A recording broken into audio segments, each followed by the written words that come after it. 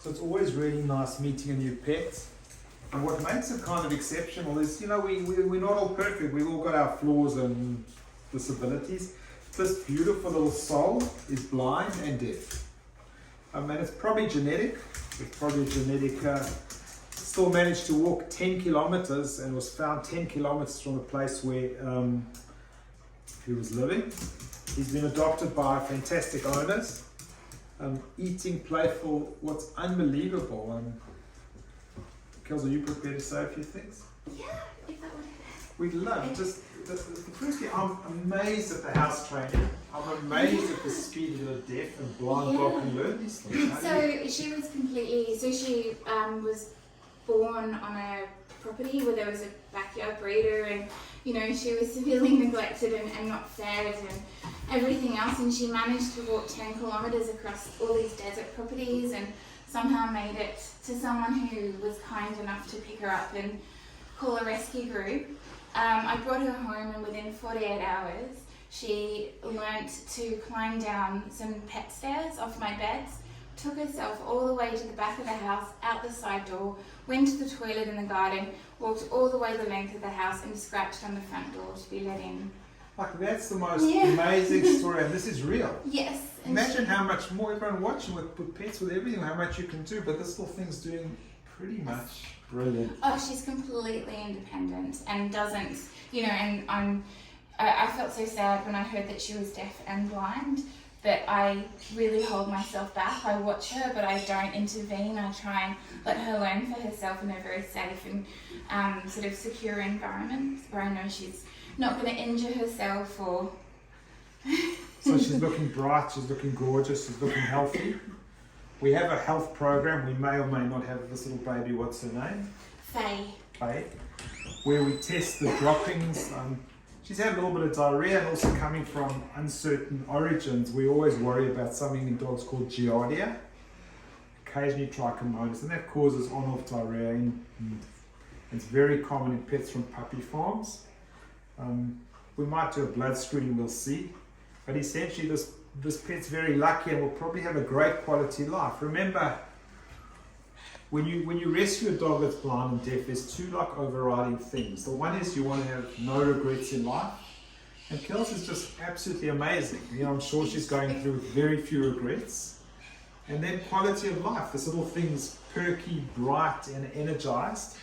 And seems to be able to, everything in life is relative. And I think it's going to have a great quality life with Kelly. And I'm very comfortable with it. Thank you.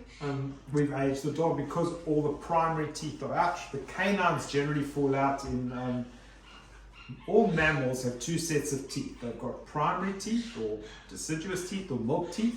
The ones that you put in your slipper and get money for. And you get the permanent teeth. So when you next see a whale in the ocean, surfing the waves, remember they teeth just because they're mammals. So because all the teeth are out, we know this little this little girl's over 9 months old. And I probably think my gut feel is like 10.5 months. So we'd sterilize and just try and get him on a good health program, parasite treatments, and that's about it. There's no reason for him not to have a really good life or him not to have a really good life with Kelly. Thank you. Oh, she's beautiful. Kelly, wait, let me ask Kelly. Now, she's like a little bowl of happiness, isn't she? She is. She's just a has ray she brightened of up your sunshine. life? She's really, because I lost my dog 2 weeks ago. So, and she was an accident. I didn't anticipate bringing anybody into my life, but she really needed help, and I'd had that experience with deaf and separate blind dogs, not both. So she's just given me a reason to, be so happy and to look forward to coming home, and she's just wonderful. She's so lovely and happy, and just, every day every moment is a joy.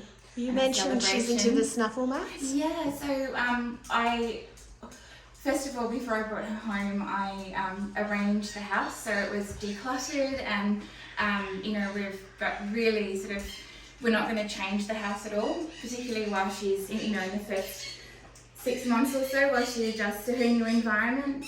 We made the garden very safe, everything's very safe. We made sure there weren't any hard edges even on the bricks, so we've kind of dulled them back.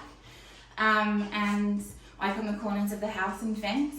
And I brought her a lot of activities that engage the sense of smell and touch. So things like snuffle mats and activity mats that involve, hiding treats, burying treats in different kinds of fabric for her to smell. And she's got some puzzles coming, and I got her a baby bag to carry her in when it's not safe for her to be on the ground.